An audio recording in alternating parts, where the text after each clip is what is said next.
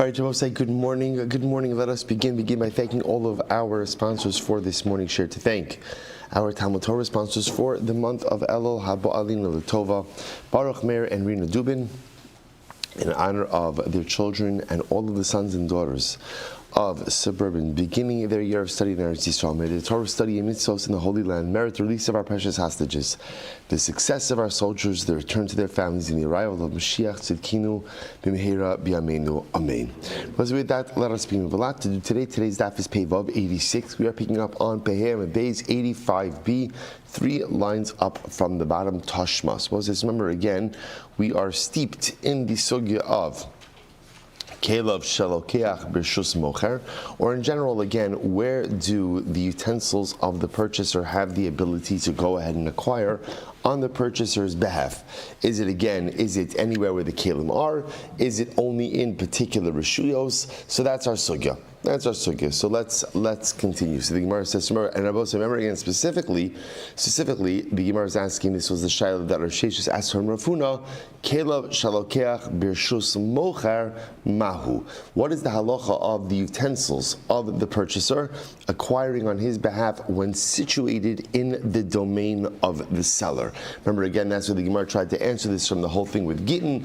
We showed that Gittin is a totally different sugya. So with that, let's continue. So Tashma, Amar Rava says as follows, Tashma. Interesting case over here. Moshach chamarav upolav ve'echnisan l'soch beiso. So this is very interesting. Let's say again, Ruvain is selling to Shimon merchandise, and the merchandise itself is situated on top of a donkey, or a worker is carrying it. That's what it is. And Shimon goes ahead and his Moshe pulls the donkey or pulls the worker into his rishos. So what's the halacha? Bein pasak at shelo madad, bein madad at shelo pasak. Shnei yichol lachzor b'hain. So whether again they agreed on a price but didn't measure out the produce, or they measured out the produce but didn't agree on the price, either party has the ability to renege. Now when the Gemara says that either party has the ability to renege, that's code for what? Or it's not code. What does that mean? That the transaction is not finalized. Transaction is not finalized, right? Anybody, right? Which means it still remains in the possession of the owner. Technically, anybody could renege. So the idea over here. So what's the pshat? See, something interesting happened in this case. In this case, on one hand, did the merchandise enter into the rishus of the purchaser? Did it enter into Shimon's rishus? And the answer is yes. But what was the difference? It's interesting. It was in the kelim of the mocher. Remember, because in this case over here, so let's say, for example, so Reuven was selling Shimon, a bushel of apples. Again, and the bushel of apples was situated on the back of Reuven's Eved, but Shimon pulled the Eved into his domain, or it was on Reuven's donkey, and Shimon pulled Reuven's donkey into his domain. So here, the produce of the seller entered into the domain of the buyer, right, with the produce in it. And yet the Gemara says it doesn't work. It doesn't work. In other words, Shimon has not acquired the apples, even though, again, the apples technically entered in his domain because they remained within the utensils of the seller. Okay, top of Pei Vav. So this is interesting. What happens now? What happens if it's the same case, right? So really, is selling Shimon a bushel of apples. So the apples are in a kli, and the kli and right on the donkey.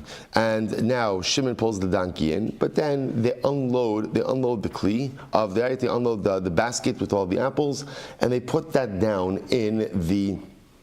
They put that down in the domain of Shimon. So that's what it means. Pirka means they unloaded the produce. And now Shimon goes ahead and brings the basket with a bushel of apples into his house. Then what's the halacha? Pasak at shelamadad ein shnei micholin lachzor b'hain. So as I said, at the end of the day, if they agreed on the price but didn't measure out the produce, so again, in other words, they didn't count out that it's the right amount of apples, Pasak at shelamadad ein shnei micholin lachzor b'hain. As long as they agreed on a price even if they have not yet specifically measured out the bushel of apples, Shimon has acquired the produce, right? Or neither party has the ability to renege. Madad ad shelo pasak, but if they measured but did not agree on a price, then what's the halacha? Shneim yecholin lachzor bahin. So if they measured it but did not yet agree on a price, then halacha l'maisa, both parties have the ability to go ahead and renege. So, which, by the way, makes a lot of sense because without a set price, one can't claim that the transaction is set. Now, we'll say, now here's what's interesting. So let's analyze this case over here for just a moment. So in this case, what's happening when, right? So Reuven is selling some of the bushel of apples. Now, the assumption the Gemara is making over here is the following: that where are the apples? Where are the apples? The apples are in a basket, right? And in this case over here, where's the basket? The basket goes on the donkey, right? So in case number one, so Shimon pulled the whole donkey into his domain. So then the Gemara says you don't acquire anything like that because it's sitting on the donkey. You don't acquire. In case number two, sounds like what's happening over here is Shimon pulls the donkey into his domain, takes the basket off, puts the basket down on the floor of his house. And what's the halacha? As long as Reuven and Shimon have agreed on the price, then what does the halacha will say? Shimon is kona. Now, what's interesting? Now, what is that case? That is a case of kelav shel mocher b'rshus lokeach, the utensils of the seller in the domain of the purchaser. Now, we'll say, even though that's the case, what's the halacha? As long as they agreed on the price, then Shimon acquires the apples. What do you see from here? This is very interesting. Watch this. Then I will say, now literally translated, what you see from this case is, since we know that the utensils of the seller do not acquire in the domain of the purchaser.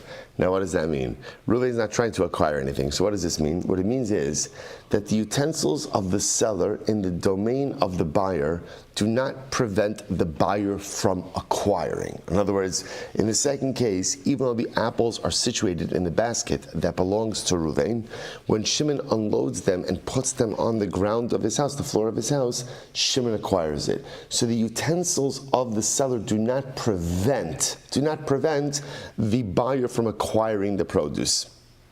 Therefore, the kelev de mocher b'rshus lokeach lokana, kelev de lokeach nami b'rshus mocher lokana. So essentially what you see over here is that utensils don't have the ability to acquire. That's pretty much the takeaway message, right? Because think about this.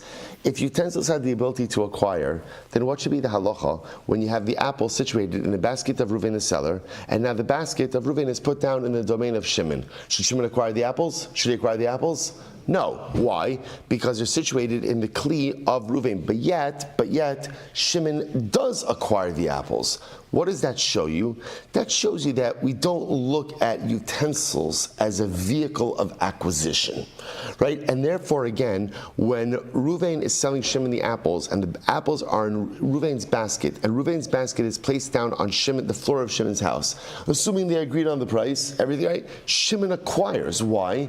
Because we almost don't view those apples as being in Reuven's basket. Rather, where do we view them? We view them as being on the floor of Shimon's house. So you see that a utensil does not have acquisitory power. So therefore, the Gemara wants to suggest it should work the opposite as well. Therefore, kelev shalokeach b'rshus mocher shouldn't work either, right? That in general, if Reuven, so again, let's flip the case. Reuven is selling Shimon apples. Shimon shows up to Reuven's house, puts down his basket in Reuven's house. Reuven puts the apples into Shimon's basket. Halacha l'maisa, Shimon shouldn't acquire because it should just view as what's happening over here. Reuven is essentially putting the apples onto his own floor. So the Gemara wants to raise this as a proof that kelev shalokeach b'rshus mocher doesn't work.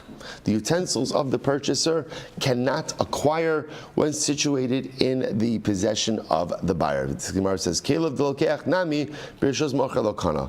Rav Nachman bar Yitzchak, no. So Rav Nachman bar Yitzchak says, not necessarily. The case over here could be b'sheshafchan. Others are both saying, the case over here, you see, we're presupposing that the case in the brayso that we just spoke about was, right, Reuven selling Shimon a bushel of apples. He put the bushel of apples in a basket, put the basket on a donkey. So now what happens? Shimon gets, right, the donkey comes to Shimon. So if Shimon's just pulling the donkey into his domain, then what's the halacha? Just pulls the donkey in, doesn't acquire.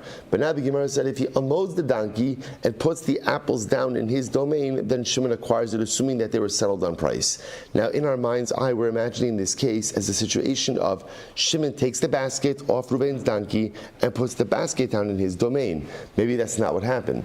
Maybe what's happening over here is Reuven or Shimon, for that matter, take the basket off the donkey and pour out the contents of the basket onto the floor of Shimon's house. Meaning, there is no kli of Reuven involved in this scenario.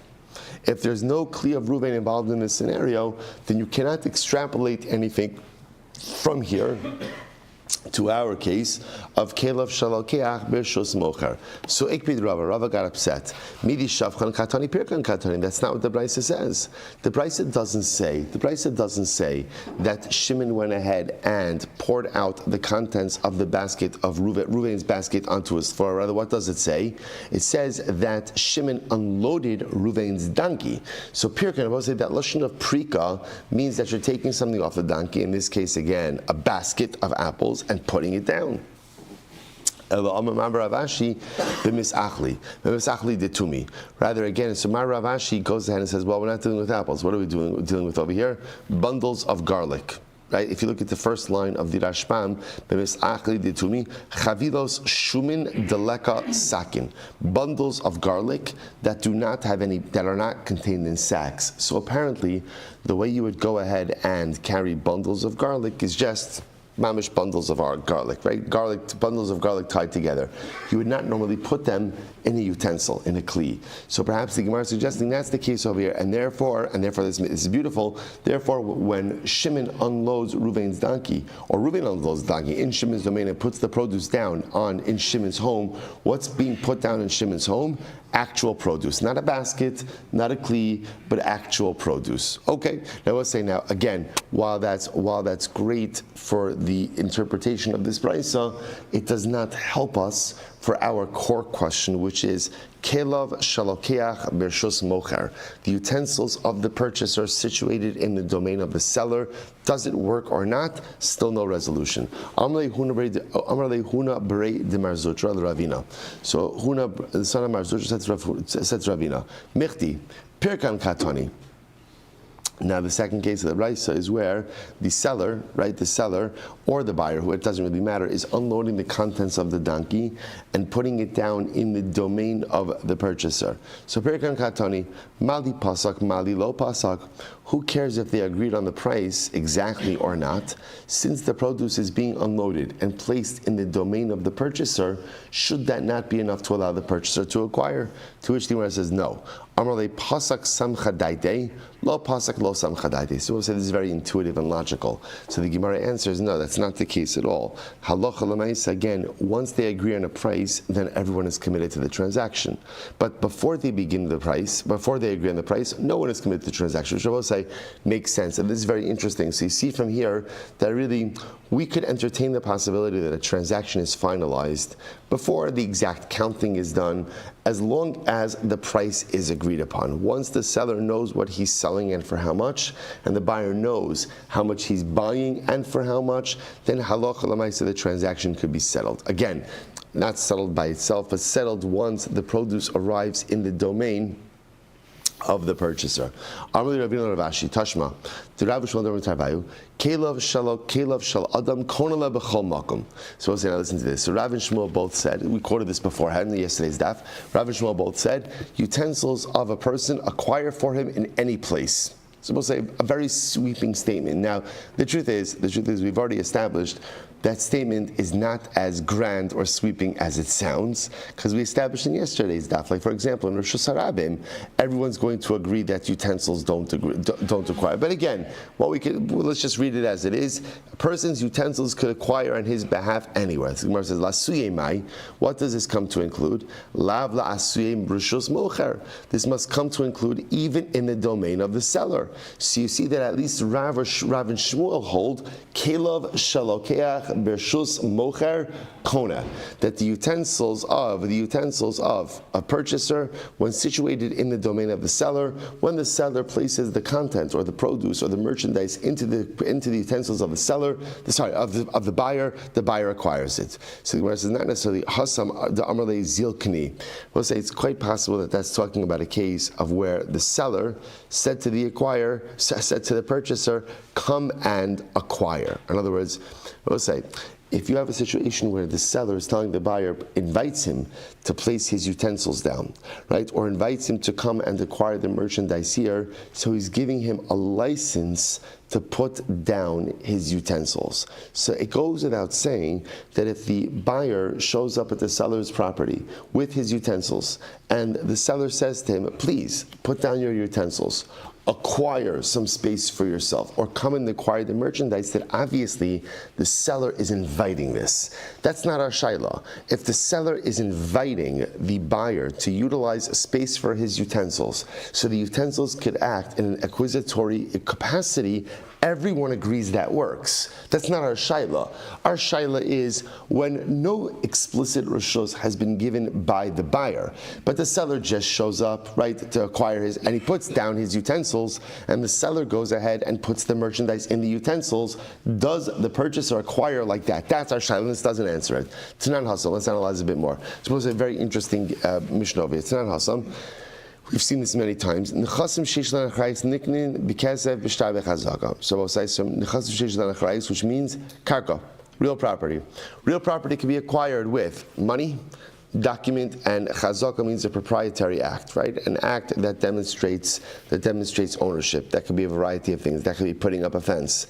That could be breaching a fence. That could be working the soil. What about movable property? Metaltlin, ein niknin ella b'meshicha. Metaltlin, movable property, can only be acquired with Mashicha. With Mashicha. I'll say again, remember, what's the definition of Mashicha? What does Mashicha mean? So Mashicha means pulling the item, and it's not really pulling it, right? It's causing it to move, but where? But where? Into your domain. Right? So again, Mashicha could be pulling it, it could be hitting the animal, it could be Karla V'hiba, calling out to the animal, but the idea is the animal is moving from one domain into your domain. Next, Besura Masul Hashmaita. So in Surah, they had a different version of this teaching. Mishneh Rav Chisda. So they interpret, in Surah, they attributed this statement to Rav Chisda, but Pumpadisa Masla B'Shmei Rav Kahana. In Pumpadisa, they attributed it to Rav Kahana, V'Amrile Mishmei Rava, and others explain the name of Rava. Lo Shanu so we'll say, so this is very interesting. Right? So the Gemara is making a general statement. What's the general statement? Real property is acquired kesef, shtar, and chazaka. Movable property acquired with Mashicha. Now this makes it sound like all movable property is acquired with Mashicha. So I will say now there's a qualification in the name of Rava. When do we say that by metaltlin, movable property, you acquire it with Mashicha?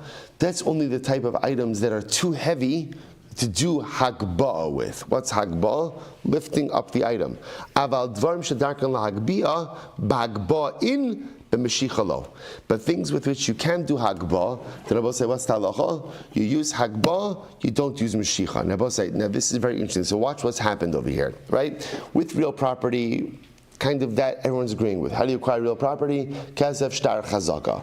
Movable property. So the issue is the Mishnah over here says movable property has to be acquired with Mashicha.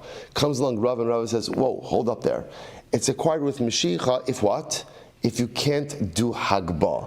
But if Hagbah can be done on metaltalin, Hagbah is the manner of kinyan. Now, I will say, now what's interesting about this is it makes it sound like that we are creating a kinyan hierarchy. That by metaltalin, if you could do Hagbah, Hagbah is it and nothing else. And nothing else. It's only if you can't do Hagbah, okay, there's Mashicha, we're not mentioning Mesira over here, because often Mashicha and Mesira are kind of like sister kinyanim. But again, by metaltalin, if Hagbah can be done, Hagbah must be done. Only if Hagbah can't be done do you get into the second level, ultimately, of Mashicha Mesira. So the Gemara says, Yosef Abai v'kamrele v'hashmaita. So Abaye was sitting and he was giving over this ruling, and he said as follows: Eisi Rav Ada bar Masna la Abaye. So Rav Ada bar Masna raised the following kasha to Abaye. So we'll say this is actually a fascinating case that we've seen a number of times throughout our journey in Shas. So listen to this. Haya megarer v'yotze. Hagonev kis b'Shabbos chayiv shekvarnis chayiv b'geneva kodem sheyavo lidei Yisur Shabbos. So this is just a moment. Remember the concept of kimle b'drabimine. That's whenever you do an act that incurs two punishments. Right, simultaneously incurs two liabilities. One of them is death, one of them is monetary. So the halacha is you will be chayiv for the death penalty. But so there's good news and bad news, right? The bad news is you have a death penalty.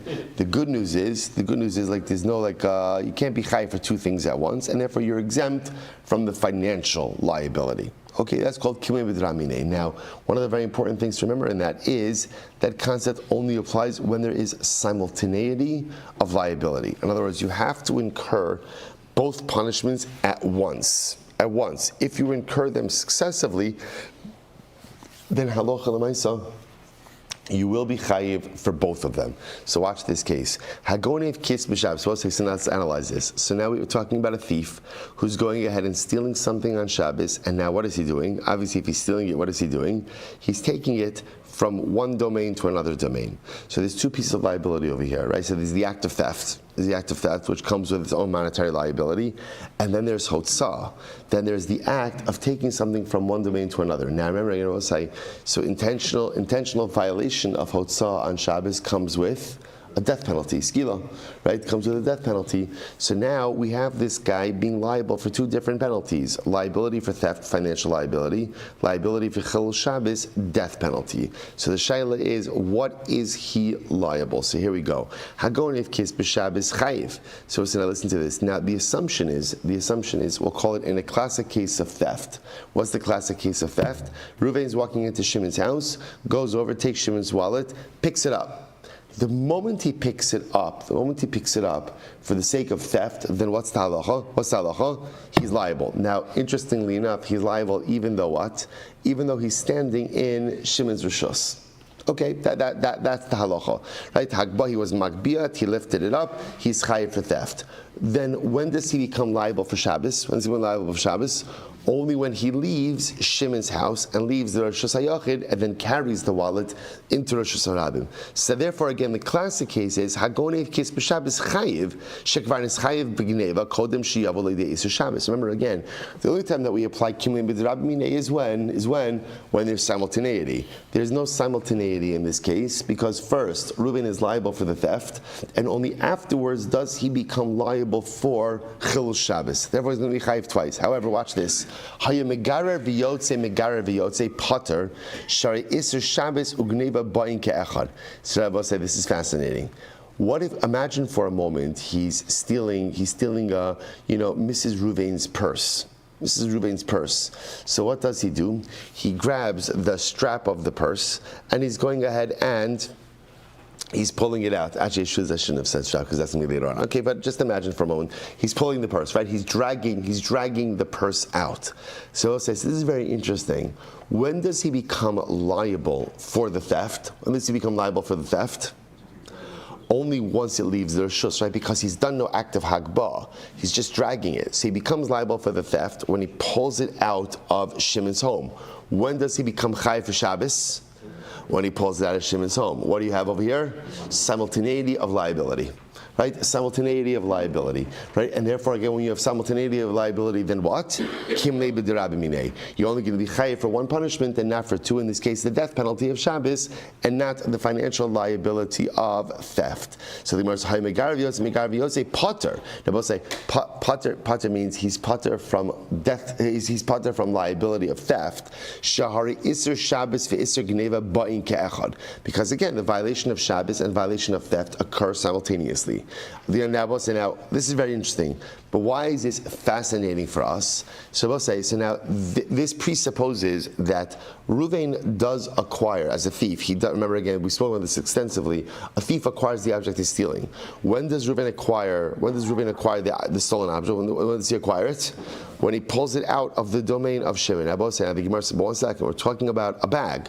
Varikis de bar hagbo. Both say, what did we just say? So the case is metaltalin, right? The case is metaltalin. What is the primary, in other words, what's the primary primary way to acquire metaltalin? Hagbah. And we just said before that wherever Hagbah can be done, that is the kinyan, to the exclusion of Mashiach, to the exclusion of Masira. So if we're talking about a bag over here, right? So then a bag ultimately again is a bar Hagbah. If that's the case, then the only way that Reuven should acquire the bag is through Hagbah and not through Mashiach. To which the Gemara says, "V'harikista bar Hagbahu, v'afilu hachi kani b'Mashiach." What's going on over here? Amarle b'misna. So the Gemara says, no, we're talking about an item with a strap. So therefore the Gemara says that it's meant to be dragged. So of course we're dealing with a strap. How else would he be dragging it if it didn't have a strap? So the Gemara says, Amarle b'mini dibay misna. No. We're talking about a very heavy bag that has a strap. That's the case over. In other words, we both say that this is a bag. So again, Baruch Hashem, Shimon keeps his gold in a bag. So this is a heavy bag with a strap, and therefore again, I both say essentially what the Gemara is answering over here is this is not really a hagbah item, but rather again this is a Mashiach item. So in fact he is acquiring it properly. But I will say, but again, interestingly enough, the Gemara is assuming that what Rava said before, namely that although metaltalin could be acquired with Mashiach or Masira, if you have an item that can be acquired through Hagbah is the kinyan of choice. And the only reason over here that Reuben is acquiring the item when he drags it is because we're talking about an item that is not Hagbah worthy, right? Or Hagbah able. And therefore, you're acquiring it through Mashiach. Okay, incredible. Amarle, I'm sorry. Let me finish reading it. So we're talking about an item that requires a strap, a very heavy item that can only be moved by pulling on the strap. Beautiful. All right, so let's analyze a bit more. So Tashma. So we'll say, essentially, we are intrigued by this idea that by metaltalin, that Hagbah, if you could do Hagbah on metaltalin, that is the way to acquire it, to the exclusion of Mashiach or Masira. So we are incredibly intrigued by this idea. So the Gemara goes weiter. Tashma, Birshus Mocher Lokana, Ad Shiakbia, or Ad Shiyotzi Ena Mirashusa. So we'll say, so remember again, what's the halacha? So we saw this before. That if the item is in, right, Bershus Mocher, if the seller is acquiring something in the domain of the purchaser. So what is the halacha? The purchaser, just the opposite, right? If the buyer is coming to the domain of the seller and he's acquiring something in the domain of the seller, he does not acquire it ad shiakbiana until he lifts it up, or ad shiotziana meshuso until he does meshicha. So we'll say, what do you see from here? Alma midi de bar hagba I bai bagba kani I kanile I bai b'meshicha kanile. So we'll say, what do you see from here? You see from here that when it comes to metaltalin, you could use hagba or meshicha. In other words, look at the lashon. Look at the lashon over here. These kinyanim are being used interchangeably. So again, Shimon is purchasing something from Ruvain. Shimon is standing in Ruvain's domain. If Shimon wants to acquire the item, either do Hagbar, do Mashicha. So obviously, again, we're talking about it either or. You could use either kinyan. To which the Gemara says, Amr Rab Nachman Bar Yitzchak Litzdadin Katani. And Nachman Bar Yitzchak says, no, it's meant to be understood in different. Litzdadin literally means there's two different cases or two different frameworks. Midi de bar Hagba Bagba, Midi de bar Mashicha b'Mashicha. The way to read it is like this: if Shimon, the purchaser, is standing in Ruvain's domain and he's buying an item, and Ruvain's selling it to him, so Ruvain's selling it to him, and now Shimon wants to acquire it. So how does he acquire it? So the Gemara says essentially it depends. If it's an item that is Hagbah worthy, Hagbah is the way to go, and Hagbah is the only way to go. If it's an item upon which you cannot do Hagbah, then what? Mashicha works as well. Amud Bezer will say. So Tashma. We'll say, it's just a fascinating question. I realize I didn't do the Rambam on Kelev Shalkech B'Shus Mocher, but okay, we'll carve out a couple of moments at the end. Tashma. We'll say Pei Vav Amud Beis 86b. Hamocher Peres L'Chavero. So we'll say, so again, let's maintain our focus, right? What do we know? So we know that by real property, nechasim sheish l'nachrais, how do you acquire real property? How do you acquire it? Kesef shtar chazaka, right? And that the good news is, let's actually remove that from the discussion because everyone's agreeing. What's our issue? Nechasim shein l'nachrais, movable property, metaltalin. How do you acquire metaltalin? So we'll say, interestingly enough, throughout our journeys in Shas, we've always assumed, how do you acquire metaltalin? It's your choice. Mashicha, Masira, Hagbah, do whatever you want. Now we'll say what we're being introduced to is a different stream of thought of Rava. Rava says no. Whenever you have metaltalin, if Hagbah could be done, Hagbah is the kinyan. It's the only way to go.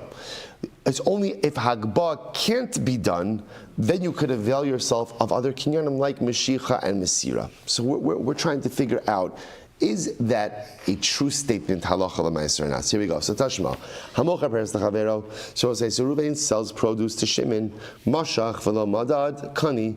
So if, watch this, so if Shimon did Meshicha, right, even though ultimately they did not exactly measure out the produce, Shimon didn't count it, halacha l'maisa, he acquires it. Wow. So we'll say, now let's just, before we even go on, what is this a case of? Pero, so what is it? What is it? Metaltalin. And how is it being acquired? Meshicha. Meshicha, not Hagbah. So the Gemara says, "V'ha peros te b'nei Hagbah." No, peros, certainly you could do, you could do Hagbah with peros, you could do Hagbah with produce, and yet the katani, the kani b'Meshicha. Yet we'll say, how are you acquiring peros? With Meshicha. So we'll say, what do you see from here? What do you see from here? You see from here that metaltalin is either or. In other words, you have your choice of kinyanim. It's not like Rava said that if Hagbah could be done, it has to be Hagbah. Everyone agrees you could do Hagbah on peros, and yet again, in this case, I'm acquiring the peros with Meshicha. To which the Gemara says, no, Hacham asking on what's the case over here? Bishlifi Ravravi. So we're talking about over here of a very large amount of produce. Right? So it's saying a very large amount of produce is kind of like reminiscent of the Hilchos of the Shabbos case, right? A big bag. So this is Bishlifi Ravravi, a very large amount of fruit. So Hagbah is not possible. Hagbah is not possible. It's going to have to be Meshicha. So the Gemara says, okay, Ihachi Imosefa. Look at the end of that brayso, Imosefa. Valakeach pishtan mechavero. If you're acquiring flax from your friend, lokana ad sheyitaltalena mimakom zeh lemakom acher. So I'll say ultimately again, you don't acquire it until you go ahead and literally move it from one place to another. And I will say, now this sounds like which kinyan? This sounds like which kinyan? It sounds like Hagbah, right? Hagbah could also be Meshicha, but it sounds like Hagbah. Look at Rashman. Atu Pishtan. Sorry. Good. So the Gemara says, so what's going on over here? Atu Pishtan. Bishlifi Ravra Vimilo Avdi. Now I don't understand. Isn't flax also commonly bundled in large bundles? To which the Gemara says, no. Shiny Pishtan Dimishtamit. So flax is different. So apparently flax could get slippery. So because flax gets slippery, they would only bundle flax in very small bundles that you could keep a good grip on. So because of that, I will say, then what's the halacha? Because flax is always going to be very small bundles. Therefore what? It's easy to do hagbah on it. Fruit, it's very common to sell fruit in larger quantities, larger bundles or larger bushels.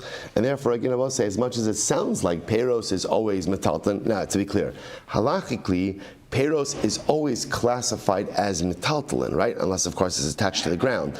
But a right? The detached produce is always metaltalin. But again, the Gemara is just suggesting if it's a very large amount of fruit, then halacha l'maisi, you can't do hagbah. You'd have to do meshicha. Tashma. So we'll say again. So remember, we're still trying to figure out our core question: is hagbah the only kinyan to use when you are capable of doing so on metaltalin, or do I always have a choice of kinyan by metaltalin? So I'm going to Tashma, behema gasa, a very large animal, niknis b'mesira, could only be acquired. We have this Mishnah, we'll say, could be acquired with mesira. I remember again, we'll say, what's mesira? What's mesira? Handing over the reins, taking hold of the mane, taking hold of the foot. That's mesira. V'adaka, a small animal, b'hagbah, can be acquired with hagbah. Rabbi Meir. These words are Meir. Rabbi Shimon ben Elazar v'cham behemodaka b'meshicha. So Rabbi Shimon ben Elazar and the Chacham say behemodaka can be acquired with meshicha. Now we'll say, once again, the Gemara says v'ha behemodaka debar hagbahi v'katani dekani b'meshicha. So we'll say, here's the problem. Behemodaka is a small animal. A behemodaka could be acquired with hagbah. You can lift it up. And yet we're seeing over here that the Mishnah says you can acquire with meshicha. What does that show you? That shows you that by metaltalin you have your choice of kinyanim. Just like by karka, it's kesef, shtar, and chazaka. So to by metaltalin, it's hagbah, meshicha, mesira. You have your choice. So I'll say, not like Rava, to which the Gemara says, The Gemara says, "Shiny behema disarcha." No. An animal is different. Why? Disarcha. What is disarcha? We say, look at the Rashbam. So the Rashbam is 2, 4, 6 lines into the wide lines. Disarcha mistareches umistabeches beragla bekarka v'lo efshar bahagba. So we'll say this is incredible. What happens? What happens with a behema daka? A behema daka, often again, when you try to pick it up, what does it do? It digs its, hoofs, right, claws, feet into the ground and makes it very difficult to lift it up. In other words, this is very interesting. So can you go ahead and be magbiya behema daka? Can you do it? Yes. It's not a function that it can't be lifted up. It's a function of how the animal behaves. So often what will happen is the animal does not want to be lifted up. So what will it do? It will dig into the ground and make itself immobile. So therefore, a lot of times, even though technically speaking, from a we'll call it from a physical perspective, I can lift it up. But from an actual perspective, I cannot go ahead and lift up the animal. Therefore, again, I do mashicha. So it's a practical consideration that the animal digs itself in and therefore is unable to be lifted up. Again, technically, can you fight with the animal? Sure, you can fight with the animal. But again, therefore, hilchach orcha b'mashicha. Therefore, halacha l'maisa, again, the normal way to acquire behema daka ultimately, again, is through Mashiach. I will say, I just want to point out what a profound Gemara, right? So we'll say, on one hand, what happens? What is the Gemara saying over here? That a behema daka could be lifted up. Right? In other words, you could do Agbana on a behema daka.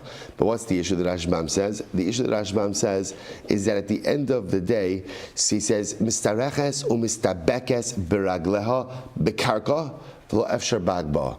It digs itself in to where it currently is, and therefore cannot be lifted up. Both say sound a little familiar? We are all capable of tremendous self-hagba. We are capable of tremendous elevation. We can always hagba. I can always be, in any given moment, I have the ability to lift myself up. In any given moment, I have the ability to elevate myself. I have the ability to transcend. I have the ability to grow. But I will say, what ends up happening so often in life? Mistareches umistabekes beragleha bekarka. I refuse to move. I dig in to where I currently am, right? I dig in my hoofs, I dig in my feet, and I render myself immobile. See, I will say, the only way to change in life, the only way to have hagba is if you want hagba. If you are change resistant, so you could have all the inspiration, all the beautiful tools, all the beautiful concepts of aliyah all around you, you're not going anywhere. Why? Because I'm dug in. And I will say, whether we realize it or not, so often in life we dig in. I refuse to change certain things about my lifestyle. I refuse to change certain things about my personality. I refuse to change certain midos, certain outlooks, certain hashkafas. When I refuse to change certain things that should be changed, understand, I am the behema daka anchoring my claws in the karka.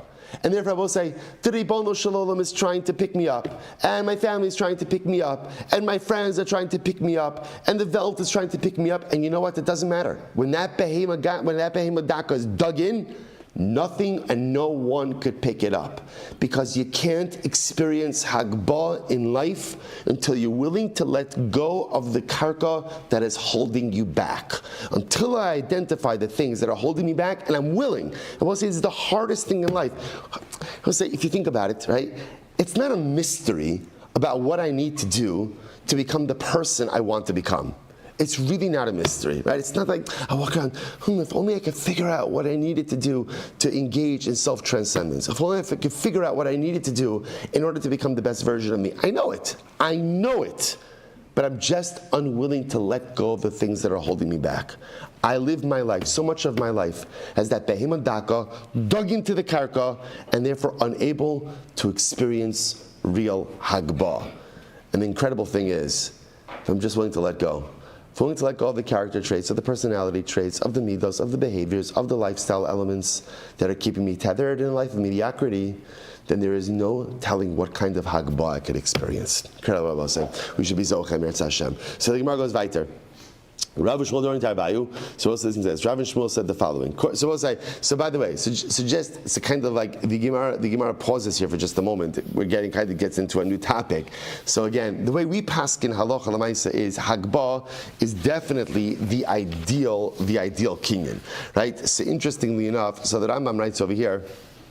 The Rambam says, "Hilchos mechira parakimol halacha daled." Nimtzeis lamashal kem metalten afa pishnasan kal dam yochel aksabo. Chinamochi yochel aksabo chiagbia or yimshok davar shein boagba. So we'll say. So the way the Rambam paskins is halacha lemaisa. We paskin that where hagbah can be done, Hagbah is the kinyan. This is incredibly important because I think this is dramatically different than the way we've been learning up until now. Up until now, we assumed that just like by karka, you have your choice of kinyanim, kesef, shtar, chazaka, right? And they're all equal. So we always assume that by metaltalin, you have hagbah, meshicha, mesira. The Rambam says, no, that is not the case. Halacha ma'aseh by metaltalin, if you could do hagbah is the kinyan of choice. Hagbah is the way to go. The Rambam says, he says, davar she'ein bo hagbah. It's lashon of the Rambam. When can you use meshicha? When Hagbah is not an option. But if Hagbah is the option, then halacha l'maaseh do Hagbah. If you can't do Hagbah, you go ahead and do Meshicha. This is incredible. And if you can't do Meshicha, then what? Then Mesira. Incredible. There is a hierarchy of kinyanim when it comes to metaltalin. Number one, you do Hagbah if you can. If you can't do Hagbah, Meshicha, and I will say it makes sense, right? Why does Meshicha come after Hagbah? Hagbah, I understand why that's number one kinyan. Why? Because literally I'm taking it. Why is Meshicha next best? How do you do Meshicha? Have to pull it where? Into your domain. So you're pulling it into your rishus. If you can't do Meshicha, then you do Mesira. Mesira is really, it's not the weakest, but it's the most inferior. Why? Because what are you doing with Mesira? You're just taking hold of something. I'm not lifting it, I'm not pulling it into my domain. So the Rambam Paskins, halacha l'maisa, there is a hierarchy of kinyanim. So by metalton, if you can do Hagbah, it must be Hagbah. Can't do Hagbah, do Meshicha. If you can't do Meshicha, then ultimately you can go ahead and do Mesira. So let me just close out the other piece of halacha lines before we go on. What about Kelev Shalokech B'Rishus Mocher? What do we do with that? So the Rambam Paskins is, I will say, or essentially asking it differently. How can or where can my utensils acquire? The Rambam Paskins Hilchos Mechira. Parak Dal Halacha Aleph. Kelyo Shal Adam Kol Makom Sheyesh Lo Rishus LaAnicho Kanalo. The way it works is your utensils can acquire on your behalf as long as what? You have the right to place them there. Someone goes on, so anywhere my utensils have the right to be, I could acquire, which means they can acquire obviously in my domain, that's obvious. They can acquire in a simta, and if the seller invites me in and invites me to put down my utensils, then my utensils could acquire. But if my utensils are uninvited into the rishus of the mocher, they cannot acquire on my behalf, and all the more so in rishus harabim, they cannot acquire as well. Incredible. I will say, we have another minute. Let's go a little bit weiter. Here we go. Back in the Gemara. Tashma. No, Rabbi Shmuel during Tarvayu. Rabbi Shmuel both said, "Kor b'shloshani morchalecha, yachal lachzer bo afilu b'salachros." So we'll say, watch this. Reuven says to Shimon, I'm selling you a core is a measurement, a core of produce for 30 sa'ah, for 30 mana, whatever it is, for 30 zuz, it doesn't matter, whatever the price, for 30 zuz we'll call it, right? Actually, it's too little. For 30 mana, right? So what's the halacha? Yachal lachzer bo afilu b'salachrona. So we'll say this is incredibly important. Now, as it's being measured out, let's say again, Reuven or Shimon have a change of heart. What's the halacha? Either party could renege up until the point that the produce is fully measured out. Now, what's the logic there? It's very intuitive. The logic is that Reuven is selling Shimon a unit. Therefore, until the unit has been measured out, the transaction is not finalized. So let's say again, Reuven is measuring it out. They get a half a cart. Shimon says, you know what? Buyer's remorse. I changed my mind. Or Reuven decides, you know what? I can get more money somewhere else. I can change my mind. However, kor b'shloshim sa'ah b'selani mochelecha. If Reuven says to Shimon, I'm selling you a core for 30 mana, or for 30 sela, but each sa'ah is for a seller. So once I see what happened over here, he articulated a complete amount and price, and then he broke it down into a unit amount and price. So I'm selling you a core for 30 sela, with each sa'ah being a sela. What's the halacha? Rishon kana. So Shimon acquires each sa'ah as it comes in, because since the transaction was framed as a whole and as units, he acquires each unit as it comes in. So stop over here for today. We'll pick up a Meretz Hashem more at that case tomorrow. What a day, and shkoyach. All right, Chevron Zoom, have a great day, everyone. A guten Erev Shabbos.